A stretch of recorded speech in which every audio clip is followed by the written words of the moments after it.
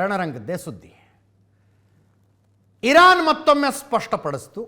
ಭಾರತದಲ್ಲಿ ಇರಾನಿನ ರಾಯಭಾರಿ ಮತ್ತೊಮ್ಮೆ ಸ್ಪಷ್ಟಪಡಿಸಿದ್ರು, ಭಾರತದ ಹಡಗುಗಳಿಗೆ ಯಾವ ಸಮಸ್ಯೆಯೂ ಇಲ್ಲ. ಇನ್ಫ್ಯಾಕ್ಟ್ ಒಂದು ಹಡಗಿಗೆ 18 ಕೋಟಿ ರೂಪಾಯಿ ಚಾರ್ಜನ್ನು ಮಾಡ್ತೀವಿ ಅಂತ ಹೊರಟಿದಾರಲ್ಲ ಇವರು, ಆ ಚಾರ್ಜ್ ಭಾರತದ ಹಡಗುಗಳಿಗೆ ಇಲ್ಲವೇ ಇಲ್ಲ ಅಂತ ಮತ್ತೊಮ್ಮೆ ಸ್ಪಷ್ಟವಾಗಿ ಹೇಳಿದರು ಭಾರತದಲ್ಲಿ ಇರಾನಿನ ರಾಯಭಾರಿ ಮೊಹಮ್ಮದ್ ಫತಾಲಿ. ಇಂಥ ಕಷ್ಟದ ಸಮಯದಲ್ಲಿ ಭಾರತ ನಮ್ಮ ಸಹಾಯಕ್ಕೆ ನಿಂತುಕೊಂಡಿದೆ, ಸಂಬಂಧ ಚೆನ್ನಾಗಿದೆ, ಮುಂದೆಯೂ ಕೂಡ ಇದೇ ರೀತಿಯಲ್ಲಿ ಮುಂದುವರಿಯುತ್ತೆ ಅನ್ನುವ ನಂಬಿಕೆ ನನಗಿದೆ. ಭಾರತದಲ್ಲಿ ಯಾರನ್ನಾದರೂ ಕೇಳಿ ನೋಡಿ, ಅವರ ಹಡಗುಗಳಿಗೆ ನಾವು ₹1 ವಸೂಲಿ ಮಾಡಿದ್ದೀವಾ? ಮೊಹಮ್ಮದ್ ಫತಾಲಿ ಇರಾನಿನ ರಾಯಭಾರಿಯವರ ಹೇಳಿಕೆ ಇದು. ಇದನ್ನು ನೋಡಿದ ಮೇಲೆ ಒಂದು ಪ್ರಶ್ನೆ ಬರುತ್ತೆ, ಈ ಹೇಳಿಕೆಯನ್ನು ಕೇಳಿದ ಮೇಲೆ ಒಂದು ಪ್ರಶ್ನೆ ಸಹಜವಾಗಿ ಬರುತ್ತೆ. ನಿನ್ನೆ ರಾತ್ರಿಯಿಂದ ಹಾರ್ಮುಜ್ ಜಲಸಂಧಿ ಅಮೆರಿಕದ ನಿಯಂತ್ರಣದಲ್ಲಿದೆ ಅಂತ ಹೇಳಬಹುದು. 200 ಕಿಲೋಮೀಟರ್ ದೂರದಲ್ಲಿ ನಿಂತ್ಕೊಂಡಿದ್ದಾರೆ, ಹಡಗುಗಳು ಬರೋದಕ್ಕೇನು ಸಮಸ್ಯೆ ಇಲ್ಲ, ನೀವು ಹೊರಗಡೆ ಬನ್ನಿ ಅಂತ ಹೇಳ್ತಿದ್ದಾರೆ. 34 ಹಡಗು ಹೊರಗಡೆ ಬಂದಿದೆ.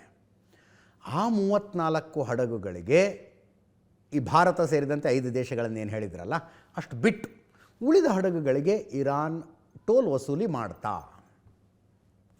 ಮಾಡ್ತಾ ಅಕಸ್ಮಾತ್ ಟೋಲ್ ವಸೂಲಿ ಮಾಡಿದ್ದಾರೆ ಅಂತಂದರೆ ಇರಾನಿನ ಹಿಡಿತದಲ್ಲಿ ಇನ್ನೂ ಹಾರ್ಮುಜ್ ಇದೆ ಅಂತ ಅರ್ಥ.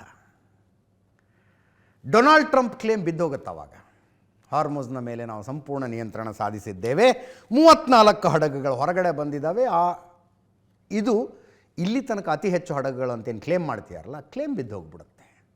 ಇನ್ ಕೇಸ್ ಇರಾನ್ನವರು ಟೋಲ್ ವಸೂಲಿ ಮಾಡ್ತಾ ಇದ್ದರೆ. ಅದರ ಬಗ್ಗೆ ಯಾವುದೇ ಕ್ಲಾರಿಟಿ ಇಲ್ಲ. ಭಾರತದ ಕಡೆ ಇನ್ನೊಂದು ಹಡಗಂತೂ ಹೊರಟಿತು, ಹಾರ್ಮುಜ್ ದಾಟ್ಕೊಂಡು ಬಂತು. ಪಾಯಾ ಲೇಬರ್ ಅಂತ ಅದರ ಹೆಸರು. ಟ್ಯಾಂಕರ್ ಇದು, ಒಂದು ಮೀಡಿಯಮ್ ಸೈಜಿನ ಟ್ಯಾಂಕರ್ ಅಂತೆ, ಅಂದರೆ ಕ್ರೂಡ್ ಆಯಿಲ್ ತಗೊಂಡು ಬರ್ತಾ ಇರುತ್ತೆ. ಪಾಯಾ ಲೇಬರ್ ಮೂಲತಃ ಚೀನಾದ್ದು, ಬಟ್ ಭಾರತದ ಧ್ವಜ ಹಾಕಿಕೊಂಡಿದೆ, ಅಂದರೆ ಭಾರತಕ್ಕೆ ಬರ್ತಾ ಇದೆ ಇದು.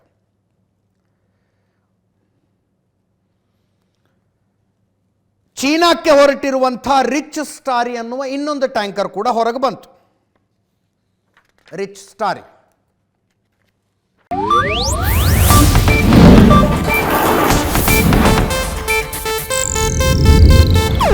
ಇದು ಏಷ್ಯಾನೆಟ್ ನ್ಯೂಸ್ ನೆಟ್ವರ್ಕ್ ಪ್ರಸ್ತುತಿ.